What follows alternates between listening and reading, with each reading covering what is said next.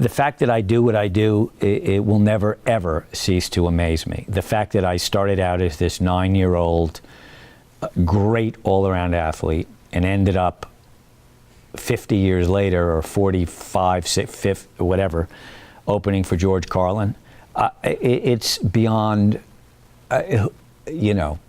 I would say that I had a sense of humor that I didn't work on, but I had it at times, I think, as a way of, you know, people have sense of humor, you know, they develop them as to feel better about themselves, to cope with life if they don't feel good about themselves.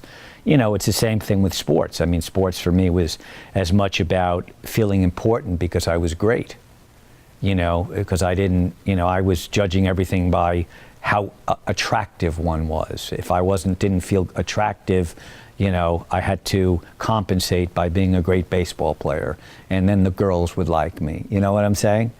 So I would say, literally, my father's side had more of the humor. My father's brother is very funny. There's an intelligence on that side of the family, a wit, that a performance kind of thing, shtick. That side, you know. My mother is not, she can tell a good joke, but that side of the family is not that funny. They have other strengths. My mother's was a beautiful woman, just gorgeous, and she was told at NYU that she didn't have talent. She wanted to be an actress, so she became a decorator, and a phenomenal decorator. So I think that, you know, I get both sides of the coin. I think I get a certain amount of creative stuff from my mother, and because my father was anything but interested in theater or culture. He probably never read a book in his life, and so I would say that, you know,